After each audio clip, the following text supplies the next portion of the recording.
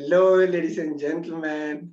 Welcome to another episode of Conversation with Freedom. Today, I have a very, very special guest. She's been on the show. Her story is so amazing, and I'm so inspired by Jane and everything that she went through. Yeah, her name is Alma Obande. Miss Alma, welcome to the program, and good to have you again. Thank you, Freedom. Thank you so much for having me. I really enjoyed my time with you last time. So thank you so much for inviting me again to be a part of your show. Welcome. How's your morning routine like? Because it's morning that side. So how's your morning routine like? You know, interestingly, I'm going to be very honest with you, very honest with you. Yeah. I would love to say that I wake up early and I have my coffee and I spend time with the Lord. And honestly, Yeah. I'm a night owl. I love to stay up late, and you would think as I get older that would probably start to die down, but no, I'm 43. I usually like to stay up around midnight, even on a work night, sometimes 1 o'clock in the morning.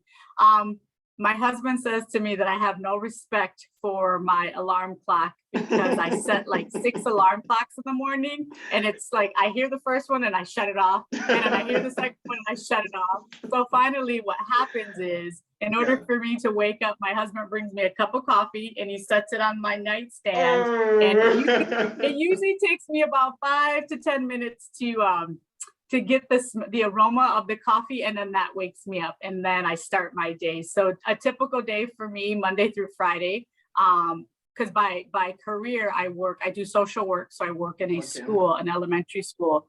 And interestingly, Freedom, it's amazing how God works. I had mentioned in the previous interview that we did that I grew up very poor. I'm Mexican American, first generation, born here in the United States. My parents immigrated from Mexico. Yeah. And so grew up very poor, had everything that we needed. My father worked very hard. But it's interesting because I work at the school that I went to as a child. So I feel like it's like, everything has come full circle. God has done some great healing to get me where I'm at today, but has placed me back into that community and the school that I grew up and went to as a child. That's where I'm at. And that's what I do. I connect families with resources. My goal and my sole purpose of being in the school is to remove whatever barriers that the child has from learning. Yeah. So that's what I do for a 9 to 5. So basically Monday through Friday, I start my day usually around 7 o'clock. I get up with my cup of coffee that my husband brings to me.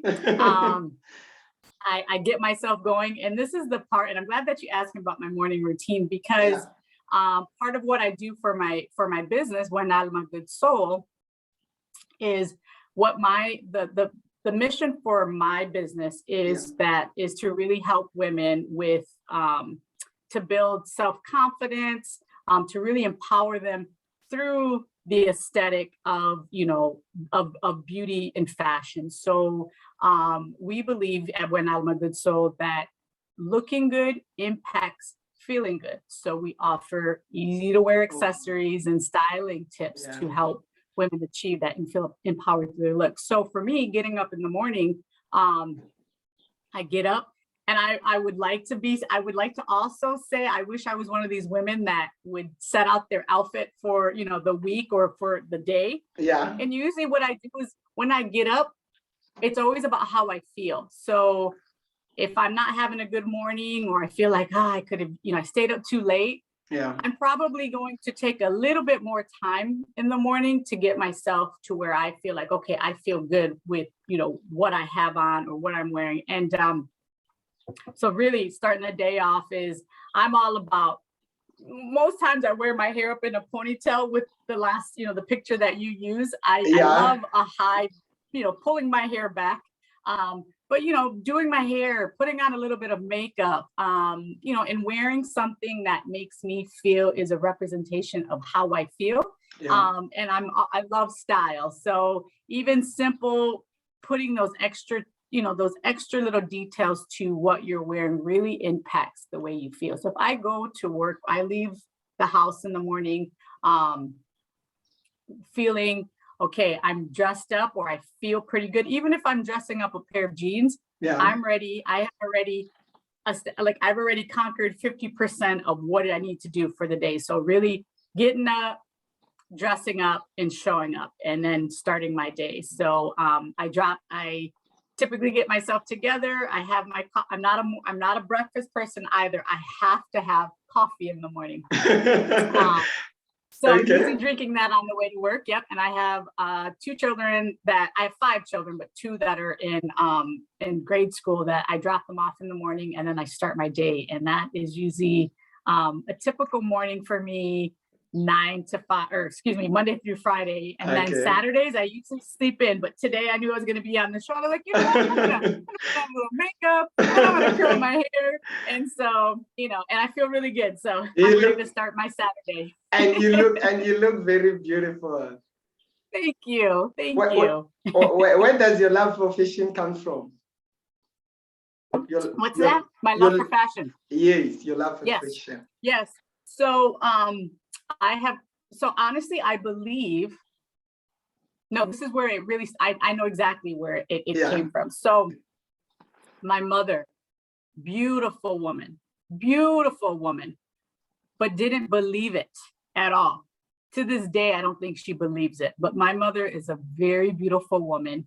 And it's interesting because my mom is Mexican, from Mexico, but she's not your typical. I think when people start to think about what different ethnicities and what women look like, different with their ethnic, they have a kind of like an idea or kind of like a stereotype or a standard. And so my mother, so your average typical, I would say, just based on if you think about a Latina woman or a Mexican woman, we have more indigenous, more Indian features, long, straight black hair, nice brown skin. My mother is darker. She would be considered a darker Mexican woman, and she has very curly hair. So, and then she has these eyes that my mom looks like she could be Asian, and she gets confused quite a bit. So my mom has this beautiful, just different look to her. And I think because she grew up not looking like the other Mexican girls in Mexico, and then coming to the US at 13 and not looking like the standard beauty of what the other girls here in America look like. I think she just felt like she wasn't pretty, or she didn't match up or meet up, right? Yeah. But my mom, when she got married to my father, my dad would take her out dancing every now and then. And so my mom was a stay-at-home mom, but when she went out, she went out. Like, I would sit at the corner of her bed, and I remember being like 5 and 6 and sitting at the corner of her bed and just watching her transform herself. I always thought my mom was beautiful. Always very proud to show my mom off. But she would put on her sparkly dresses and her, her pantyhose and her high heels and her perfumes and her lotions and her makeup and her hair. And I sat and I watched this transformation. I mean, already a beautiful woman, like just elevating it, just adding the, so I really, I had an appreciation for not only beautiful things, like I was drawn to beautiful women. I was drawn to things that I just think that was that creativity in my mind. I always thought I would see things and, something that somebody would probably throw away. And I'm like, wait a minute, we can do something with this. Like, this can be transformed. So I just think that one of my gifting is transformation. So helping people heal. But the beauty, the fashion, I've always been drawn to, why does it have to be basic? Like, why can't we just add this to that, or make it this color, or do this? And so, but I had to, growing up poor, I had to be creative about, I wanted to look like some of the other kids, kind of, because I always put my twist on things. But really, I learned that you could replicate a look with little to no money. So Okay. growing up, we did a lot of thrifting, like secondhand stores or charity shops with, so my mom did a lot of shopping because there was 8 of us children. So we got new clothes probably 2 or 3 times a year, which was, good for a size, my size of family. But Yeah. we would, when we were growing, my mom, I vividly recall going to these charity shops or thrift stores, a couple times a month. And so that's where I began to do that for myself as a teenager, and really was like, wow, I found these, back then when I was a teenager, like Ralph Lauren and like Polo and Nautica were really big, Tommy Hilfiger. And I would find this stuff at the thrift store. So I was able to incorporate it into my style, into my look, and, make it look like I spent a lot of money, but always putting my own twist on it. So I know that was the long version of that, but really just always appreciating beauty and making it my own and not spending a lot of money doing it. and that's what the show is all about. It's all about people sharing their stories, their journey. So don't you worry, it wasn't long. That's what we're looking for. So what kind of message do you have for that little girl who feel like she doesn't fit into whatever environment she's in, who's struggling, who's having tough time fitting in, or what kind of message would you give to that little girl? I would give that little girl, because I was that little girl, one of the things that I will tell you, a lot of the reason why I started the business is that, I sell accessories, I sell earrings, and that's something that I do now. But the vision for the business it's beyond that. So right now I'm just trying to get traction and attention of, well, what's going on, my good soul? Really my business is a ministry, and it is to help build that confidence. People have different ways of doing it. And for me, again, incorporating the almost the aesthetic, being able to, again, we're not dressing it up and covering it, but we strongly believe, again, that looking and feeling how that impacts. So my mom didn't believe that she was a beautiful woman. And she carried that in it. What it did was she had a ton of insecurities. And that's one of the things. I picked up my mom's love for beauty, and my mom, had her own sense of fashion and style, but I also picked up that insecurity as well. So I struggled with the lack of confidence, and I struggled with the insecurity, not feeling smart enough, So I would tell that little girl that, first of all, you were created beyond the way that you can imagine what beauty is, because your creator, whoever that is to you, your creator designed you so beautifully and so perfectly and knit you so perfectly in your mother's womb. So as soon as you are beautiful, and that's just the way you're designed. That is part of who you are, whether the world or the enemy tries to make you feel any different. That's just who you are beautifully made. And so I feel, especially with little girls, it's like finding who they are, their voice, their passion, their gifts. And really, and that's what I work with children ages 5 to 11, because it's preschool through 5th grade. So that's about the age 5 years old to about 11 years old. And even the little, the girls that come in contact with me, that I have conversations, it's like, what do you love to do? What is your passion? So really getting them to, it's not about this. This helps sometimes, but really it's about this. And how do you grow this? How do you grow this to be, to do what your purpose is in life? Because that's what's going to bring happiness. Money comes and goes. Money doesn't motivate me. Very true. It's nice. I like it, but I don't love it. Right. So telling a little girl and saying, what is it that you love to do? And that's, if you do something that you're passionate about and you can incorporate that into your line of work, it's not work anymore. But that's where happiness comes from, doing the things that you love, doing the things that make you happy, doing the things that you're passionate about. And then the other stuff just comes, right? That's so true. my so that's exactly what I would tell a little girl. Like, you are beautiful the way you are made. You don't need to have straight, long, jet black, silky hair to be beautiful.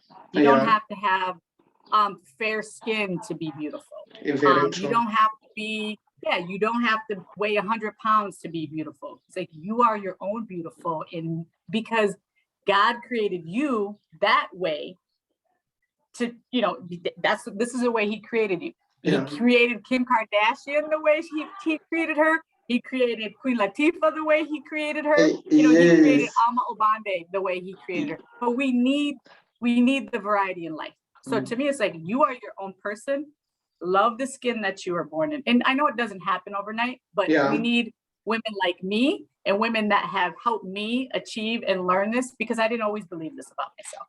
So I had women that came around me, that uplifted me, that spoke life into me and encouraged me and empower me. So I want to continue that cycle. I want to perpetuate that cycle of building and inspiring and empowering other men. Yes. That's great. That's what it is all about. And ladies and gentlemen, she just celebrated 15 months of sobriety.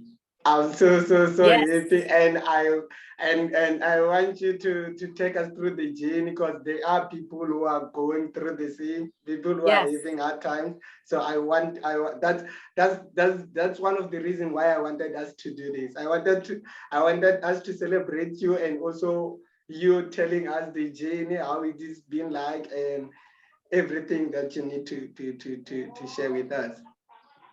Absolutely. And I thank you so much. So yes, 15 months of being sober of alcohol.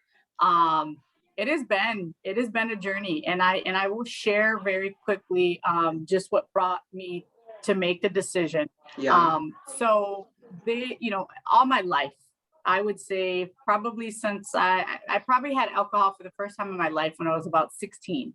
And I just kind of dabbled with it. But then in my early 20s, I really started when I was legally, because here in the US, you have to be 21 to legally drink in the States and to purchase it. 21. So because I had access to it and I could buy it, it became a weekend thing. It's so socially ingrained in our society. Like, we drink alcohol. It's what we do. That's how we bond. That's how we socialize, right? Even culturally, in my Mexican culture, we drink, and it's not to, it's a part of our culture. However, there's so many people, Freedom, that struggle in silence. And I was one of these people. And I would joke around and I would tell people, like, I love to drink. I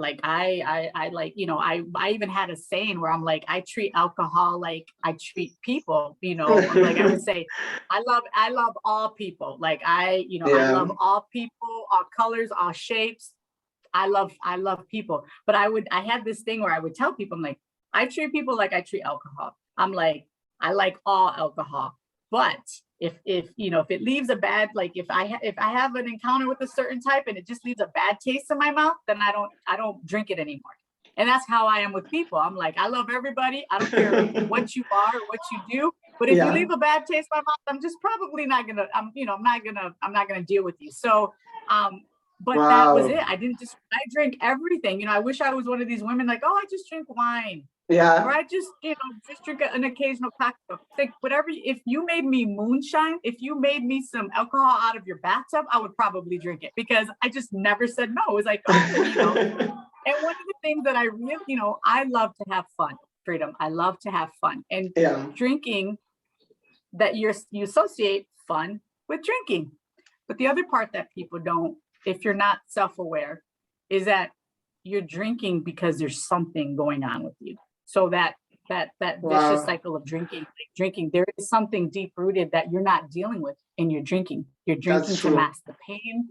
You're drinking to temporarily numb the pain or to forget about the problem. But the only thing alcohol does is it makes these things worse. It's all it does. And so for me, suffering in silence, Alma's the life of the party. We have so much fun when she comes around and I drink and I feel, And so I started to become dependent on it. Like, I need to drink in order to have fun. I need to drink. And I would consider myself introvert, extrovert. I'm right on the fence. I need my time to recharge. Yes, I needed my time to recharge. Yeah. But I love people.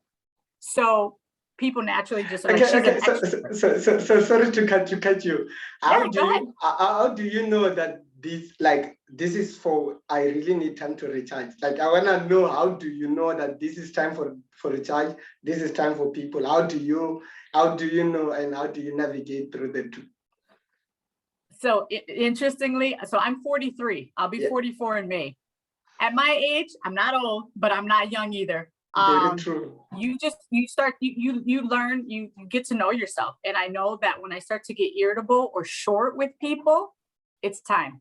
Oh. So again, love to be around people, but when I start to get irritated, or I just start to get short with my conversations, or and I just feel irritated, and you've done nothing to me, I'm like, okay, Alma, it's time. It's time to either have take a night to yourself. Even I do it with my family. Yeah. Like, okay, so that's my kind of my indicator, my little self indicator. It's like when I start to be short with people, and that's not who I am, I'm like, yep, it's time, because it's not you, it's me. I need time to recharge.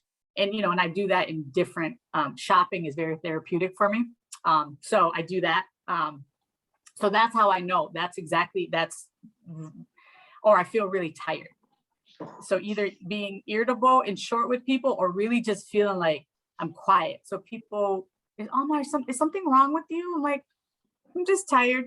That's also an indicator that I need some time for myself to reflect, or time to think, or just time to not think, because it's what we do. Just think. So, so again, going back to the alcohol, I was really, it was making me feel like in order to be the life of the party, you got to drink. Okay. And that's just not true.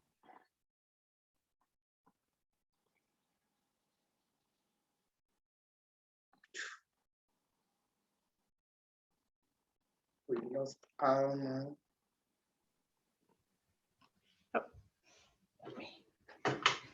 Yeah, we lost you for a minute, and you were sharing with us the journey. You can continue. Yes. So the journey, so alcohol, like I had mentioned, so one of the things is that I was constantly engaging in alcohol. So it started off, with social events, and then getting together. Every time you meet up with a friend here in the US, it's like, well, let's go out for a drink. And so that's what started, it's like, okay, but I found myself doing it more at home. And really what it was, Freedom, it was me trying to not deal with things that were going on in my life. So suppressing, just some childhood traumas, and just relationship problems, just things in life. And drinking was an escape for me. So it started to get to the point where I was drinking. I would come home, and what I noticed, when I really started to notice, because there's been a couple of times, Freedom, that I had stopped drinking. I think the longest I had ever stopped prior to this 15 months was maybe 13 months before. Okay. And it was always like, I can stop drinking. I'm going to stop drinking for a while. And the idea was, I'm going to stop so that I can manage it better when I start again. Oh. That was always the idea. So it was never to completely stop, but it's like, if I stop for a while and I get it out of my system, then I can manage it better. But the reality is that when I would stop for a year or the 13 months, I would almost go back and drink double. Like I would make up for the year of no drinking in like the course of 3 months. Yeah. It was like, so it was, so I finally, September 5th of 2020, I had made the decision that, because I was coming home, before my husband would get home, I would pour a glass of wine and quick drink it, or quick make a cocktail and drink it before he got home. So by the time he got home, I would have another drink. And it was like, that was my first drink. So I realized that I was starting to try to hide it. Yeah. And and there was a couple of times where there was some binge drinking done in the summertime where I would be up for a couple hours, drinking. And it just got to the point on September 5th of 2020, I said, God, I need help with this. Like, I can't do this anymore. And so I remember distinctively getting down on my knees and praying, like, I need help with this. I can't do this by myself, because I kept telling myself I can do it. I can manage it. But the reality was I couldn't. And so I was like, Lord, if you help me with 3 months, I just need 3 months, just because I couldn't. I would try to stop for 2 days. I would try to stop for 5 days. And it was like nothing. And so the fact that it was demotivating me, I felt like I was tired all the time. I think I had mentioned I had like gained some weight that I couldn't get off. And it was really the alcohol. The alcohol was just bloating me and was making me tired. And so when I got down and I prayed, I was like, Lord, I just need help. Give me 3 months. And in that time, very distinct, he spoke to me. He was like, it's time. He's like, it's, like, my child, you are killing yourself. Like, you are slowly killing yourself. And so in that moment, Freedom, I thought 3 months. I was like, good, he's going to grant me the 3 months. And in those 3 months, I saw just a clarity of my mind. I saw my body starting to change, my skin, my mood, because I just felt like I just stayed in this consistent state of kind of being irritable, and that's not who I am by nature. So I saw all of these things change within 3 months. I mean, within 3 months, I'd lost like 15 pounds. Wow. I felt happy. I felt good. I had energy. And I just thought by month 4, I was like, I think this is it. Like, I think that, I really started to think about it, because one of the things, Freedom, when you make a decision to stop drinking, and I'm going to use alcohol because that's what, that's, I know addictions come in many forms, but the alcohol for me, it's a constant decision, because I'm still around it all the time. And so I stopped drinking in September of 2020, and my husband and I, we try to take a vacation once a year, just he and I. Well, we love to go to Mexico. So we went to Mexico. We went to Mexico in January. Sorry. What do you like most about Mexico? The weather. The food, the weather, the food, and the people. I mean, it's just a different place. Latinos in general were warm people, but my people, my gente, mis mexicanos, we're warm, we're loving, we're fun, and you feel that when you step into the country. So my husband is Nigerian, from Nigeria, and he loves Mexico. He absolutely loves Mexico. So I think, that's why he married himself a little Mexican woman. So, but so we go to Mexico every year, and we stay at a all-inclusive, which they're feeding you all the food you can eat, all the alcohol you can drink. And so that was my first test, because as soon as we get to the resort, every time we travel, they bring you a drink. So it's a margarita or a piña colada or something alcohol that's, fruity and good to drink. And I remember as soon as we got to the resort, I had to make a decision right there and then. It was like, part of me was like, I can have one drink. And I had been like 4 months into my sobriety, and that voice in me was like, no, you can't. And that's okay, because we're going to have fun and we don't need alcohol. So a lot of self-talk. But that was my test. Freedom. I went and we were there for 5 days, and we did all kinds of fun stuff, and I felt good. And I looked great in my bathing suit. And I was like, you know what, this is like, and I knew that if I could survive that test, if I could make it through that test of being around it, because it's free, you pay for it. I mean, it comes all included. So I could wake up at 4 o'clock in the morning and go down to the bar and have a drink or a shot of something. And that was the true test. And that's when I knew, like, I'm done. If I can do this, I'm good. And so, but it's a constant decision going back to, it's not just saying, I'm going to stop drinking. It's like, now it's a lifestyle. It's a lifestyle change. And I'm so thankful to God that he allowed me the 3 months and he's given me 15. And now he just has placed a desire in my heart to say, you know, we're good. Because also in that, when I prayed to him, Freedom, I'll be very honest with you all that are listening. He said to me, I have so much more for you, but you got to let go of this. There's so much more that I want to give you. He's like, but we got to let go of this. And I was like, okay. So what kind of advice would you give to someone who's having tough time with their different kind of addictions? They're different. What kind of advice would you give? I know you're not an expert, but what kind of message or advice do you have to someone who's trying to quit something, but they just can't? They just can't go a day without doing what they are used to, but they know that they're like, then they think they know that deep down they want to quit, but they just can't. Any message to ever that struggling? Yeah. So you're right. I'm not an expert, but I am, you know, everything I've done has been self-taught. So I would tell you, you know, alcoholism is rampant in my culture, even in my family. I have a brother who is now 10 years sober. And, you know, I thank God that he delivered him from it. My father, who also, you know, partook in alcohol. To call yourself an alcoholic, it's hard. It's really hard, but you have to be honest with yourself. And that the bottom line is I was an alcoholic. I was a functioning alcoholic. And gosh, people look at me that know me and they're like, I never would have known. But remember, I told you, it's the silent, we suffer in silence. It's an addiction that you suffer in silence because people think, oh, she can handle it. Some people can't handle it. You can look at a person and say, probably should cut back, but it's hard.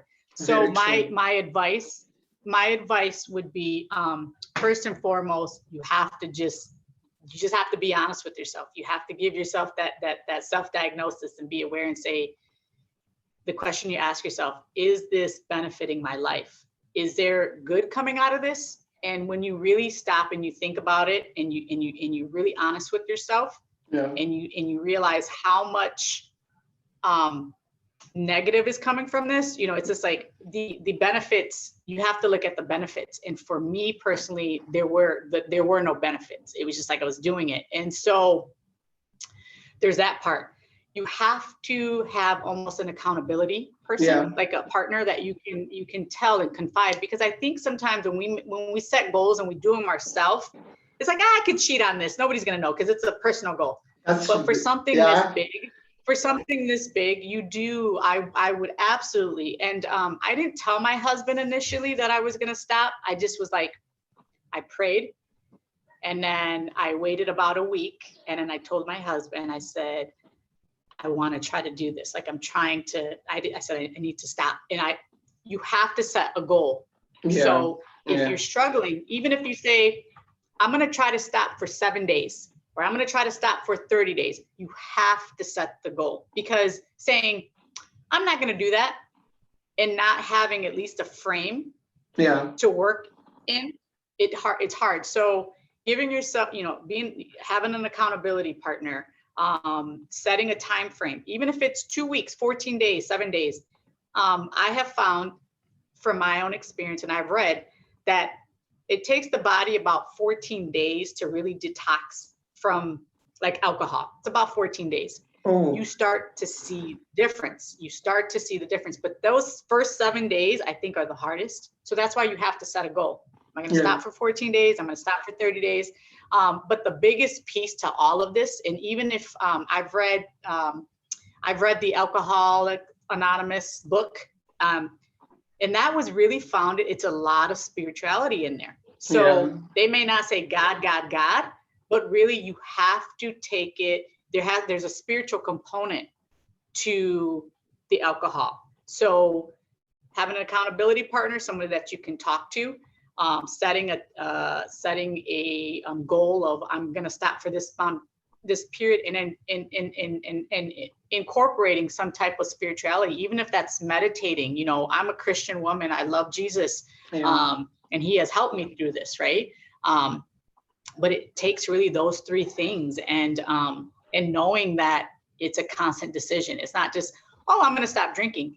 It's going to be around you, and you have to also acknowledge that it's going to be around you, because I didn't tell you this, Freedom, but there was a lot of times when I wanted to stop, I would start to plan my life around alcohol. Okay, well, there's a wedding coming up, or there's a birthday party coming up, or there's a dinner coming up, or there's this, and it was like, I'm living for alcohol. I am living for alcohol. And I was like, no. And so, but it's just, it comes down to being really honest with yourself. And that's very powerful. We all need to be honest with ourselves. We really need to tell ourselves the truth, and we really need to do that. That's very important. So tell us more about your business and what you do, and how did you come up with the name? Because that the story is so amazing. So again, I am the owner of When Alma Good Soul, and we are a women's accessory online store for now. And you know, the mission of my business is, you know, we believe When Alma Good Soul, we believe that looking good impacts feeling good. So we offer easy to wear accessories and styling tips to help women feel empowered. The name When Alma Good Soul, so my name is Alma, and it means soul in Spanish. So When Alma is an exact translation of itself. You know, When Alma means good soul. And so I remember when God gave me the name, it was God, he gave me the name. And I remember thinking, first, am I just supposed to use When Alma, or am I supposed to use good soul? And he was like, both. I'm like, well, that's a mouthful, but I trust you because everything he does is perfect, right? I'm like, okay. And so when he gave me the name, the name is what it is, a good soul. Like, God created us good. We are innately good. And I know that when we come into the world and you get scripture and you think about, you know, our hearts are turned away from God when we first come into the world. But he designed us to be in relationship with him. He designed us to be good. We are good at the core of who we are. And so Buen Alma, that good soul, is just a reminder you're good. I don't care what the world has told you. I don't care what the enemy has thrown at you. I don't care what anybody has said to make you feel like you're less than. Like, you are beautiful and you are wonderful and you are like intricately and beautifully made, and you're good. Like, you're good. So Buen Alma, that's exactly what it is. So that's how the name came about. What we're doing now is, I mentioned earlier, Freedom, that we are an accessory. We sell, we do wholesale earrings, like what I have on. It's kind of dark. I feel bad because the lighting is kind of bad, but you know, you have to pick your poison. Do we want good lighting or do we want good internet? So, but then I also have a line of accessories, earrings that are handmade by women. So I have a woman in Mexico that is making some of my earrings, and I have 2 artisans locally here in Grand Rapids in the US that make some beaded earrings and do some hand painted earrings. And that part of the business is really to empower those women so that they can have some extra income and build their craft, you know, build their confidence in their craft of making art, wearable art. So that's that part. And so for me, the next step is, I'm going that. That's where I was going. I wanted to ask you, where do you see where would you like to see your business in the next 5 or 10 years?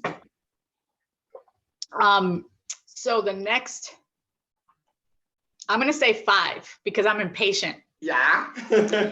You just When Alma Good Soul, When Alma Good Soul is a ministry. It's a ministry for women. I love you men, I do, but I love my sisters, and I really, my goal and the purpose and the mission is to bring healing using the concept, or using the tools of beauty and fashion. So using those tools and using the craft to heal women.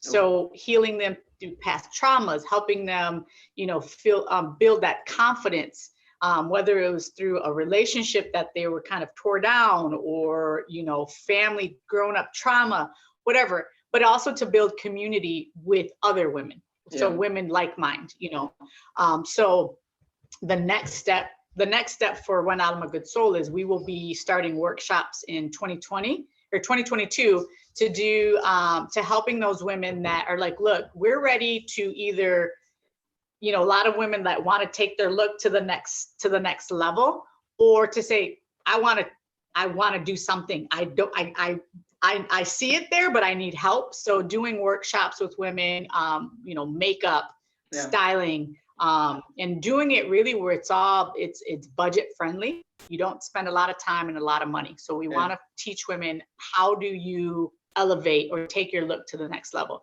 So we're going to be doing some workshops in 2022. 5 years from now, and if it is the Lord's will, I would love to open up an art center for girls and women. And the art center would be a place where young women, so I'm thinking middle school to high school, and then women that had a passion growing up and then it went nowhere. So part of my backstory is I would have loved to do something in the creative space, whether it been fashion, whether it had been like, cosmetology, something where you take a person and you beautify them, right? You take what they have and you just build on it. But the reality is that my parents coming to this country, immigrating here, it was, what do you do to make money?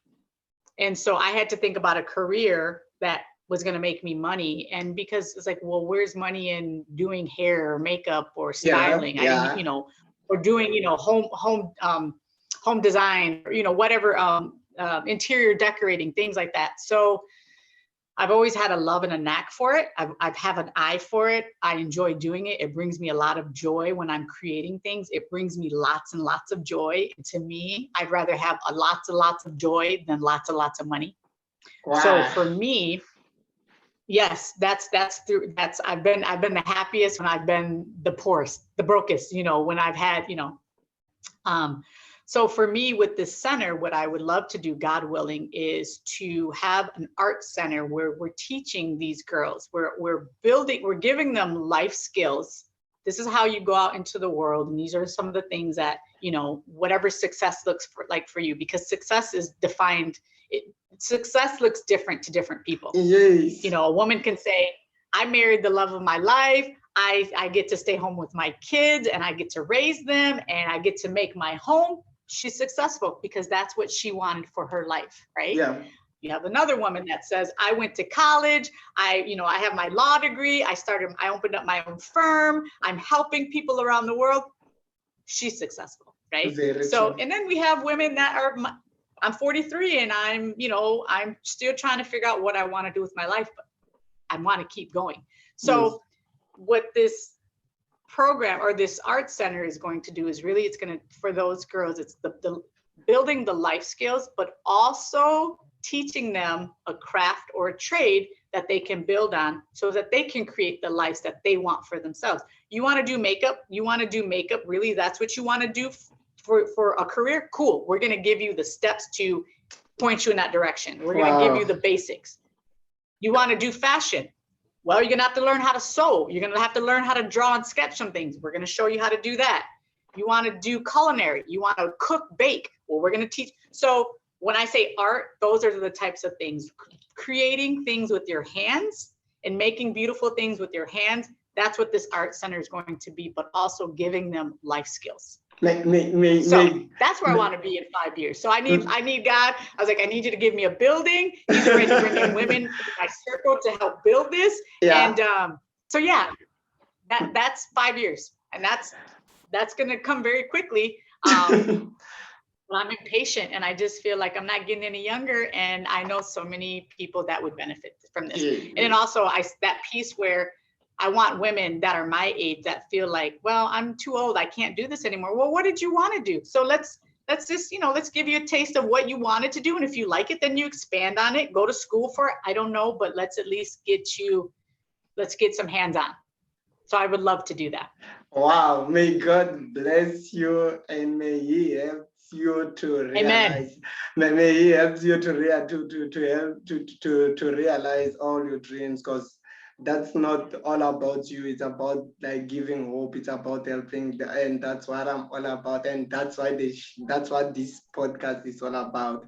So I'm so happy to hear you saying all those amazing things, and hopefully in the next 5 years we'll be able to do this, and you'll be having all the things that you want for you to realize all your dreams. What are you most proudest of? I will always continue to tell you this from the last time, and if we have 50 conversations and 50 more interviews, the most that I'm most proud of my family. God has blessed me with an amazing husband. And I have 5 children, 5 amazing children, 2 of them that I would love to hug around the neck sometimes. Very tough. But my children, they're amazing human beings. They're kind, they're loving, they're respectful. They're a joy. They bring me so much joy. My family, so my family that God has blessed me with, my husband and my children, and my family, my mom and my dad, and I have 7 siblings, and I love them, and we're very close. So I know that's not something that I did, so it's not to be proud of, but I love my family, and I'm so proud. I'm proud of them, and they make me proud, and they encourage me and inspire me to be the woman that I am, the mom that I am, the sister that I am, the wife that I am, the friend that I am. So my family, I'm most proud of my family. That's great. Can you share with us some of the most important lessons that you've learned along the way? And the challenges, and the challenges that you've encountered in the lessons, some of them. Yeah, I would say,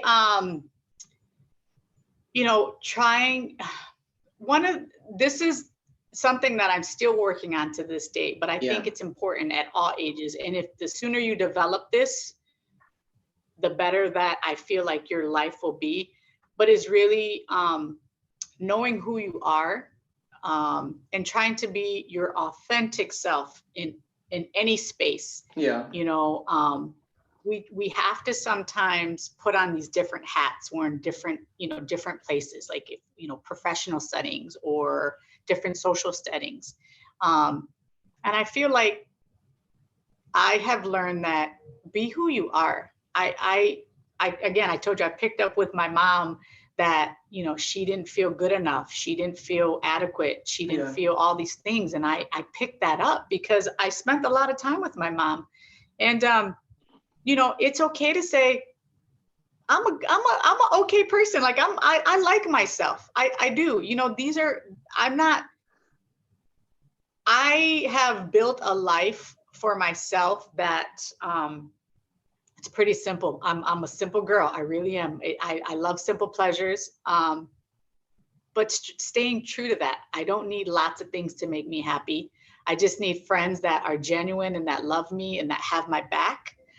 So being authentic, and knowing your strengths and really focusing on those instead of the negative things, like, well, I don't have this yet, but you know what? I have a big old heart and I love people, and I'm always willing to lend a hand or an ear to somebody that, I make time for people, even though time is limited, we have with our busy lives. But being true to yourself, being authentic, knowing who you are, and really focusing on the positives, but working on the negatives too. You know what I mean? Because we're not going to ignore the negatives, but those are things that we have to work on. We know them, they're there. We'll work on them, but really focusing on the positive, on the strengths and your gifts. So yeah, that has gotten me a long ways. And I say that because professionally and personally, you know, what you get is what you see. And people are going to love you for who you are in any setting. You know, I have to show up to work. I have to do what, you know, I'm paid to do, but I'm also going to bring who I am, who I really am, to the people that I serve, the people I work with.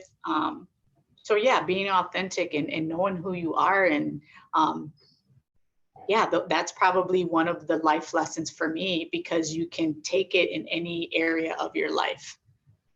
If you were to send a message to world leaders, president or thought leaders, or whoever that helps to shape the world, what kind of message would you send to them? Or what kind of, like, what would you like to tell them if you were to tell them something? You know, I would say meet people where they are. Because if you're a leader in any capacity, it doesn't matter, you know, if you're a leader, your job is to lead people, but you have to know the people that you lead, and you have to meet people where they're at. And that means that you have to humble yourself. You have to, I don't care how many degrees, I don't care how, you know, how many, you know, if you run multi-billion-dollar companies, it's like really meeting people where they're at. Yeah. How would you like to be remembered? How do you like the world to remember you? I would like the world to remember Alma Obande as being a funny, fun-loving, and just good person. You know, good person. But fun and fun-loving with great style.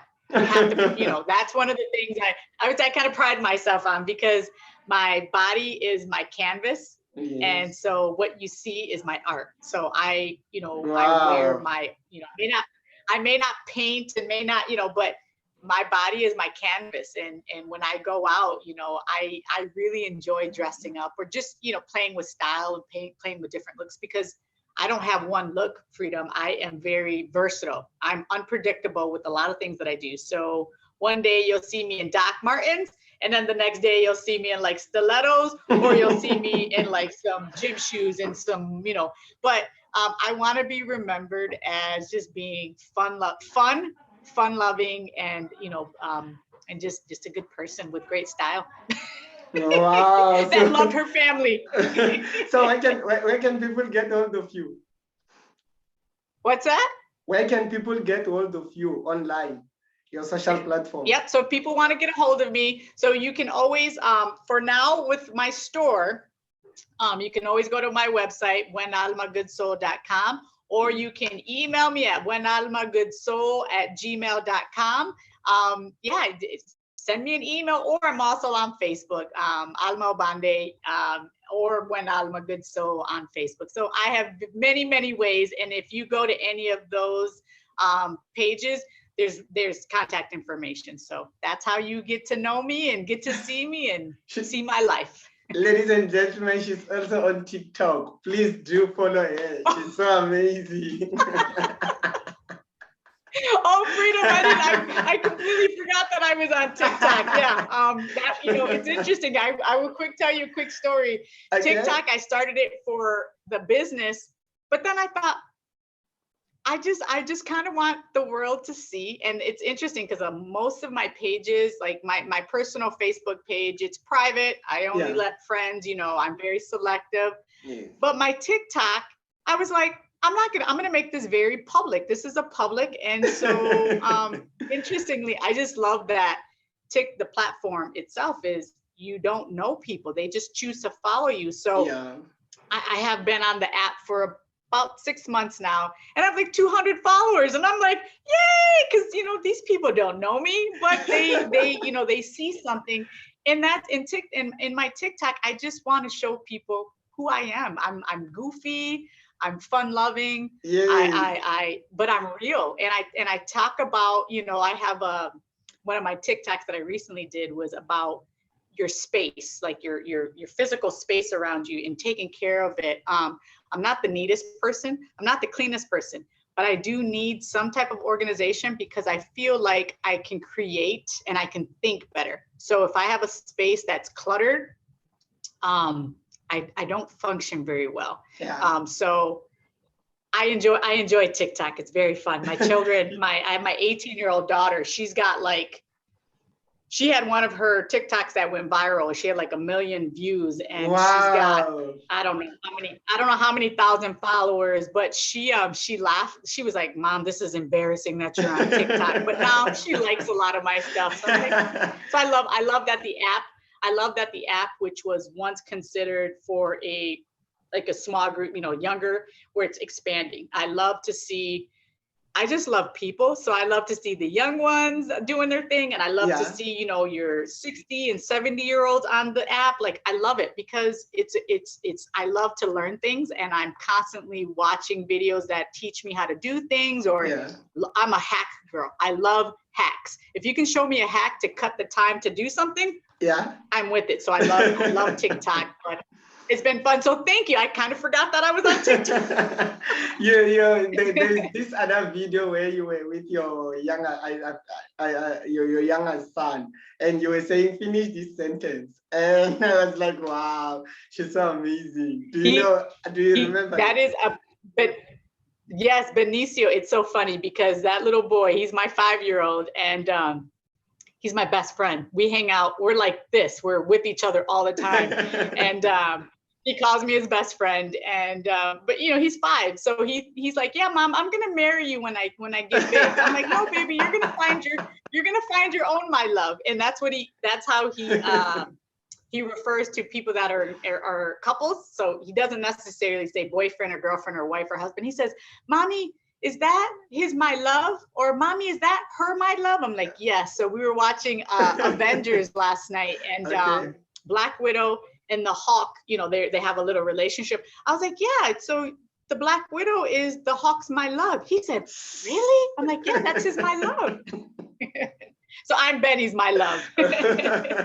Wow, Alma, thank you so much for your time. I truly, truly enjoyed talking to you. And I would like us to do this once again. Like, I really, really love connecting with you. You're so amazing and you're so authentic. That's what I like most about you. Thank you so much for your time. I truly, truly, truly appreciate it. Thank you, Freedom. And I appreciate, I enjoy talking with you as well, and getting to know each other. So next time, I think I need to interview you. I need to ask you questions. I need to we need to reverse this. So. Yes, I know. I'm up for it. I'm up for it. Just tell me when you're ready, we'll do it. Thank you. Well, thank you again. It's been a pleasure as always. I always thank you so much for the invite. Again, for those of you watching, the sobriety thing is really what we wanted to touch on today. And I know that it's a struggle, but I recommend, if you can reach out to even organizations around you, like AA always has, Alcoholics Anonymous has groups.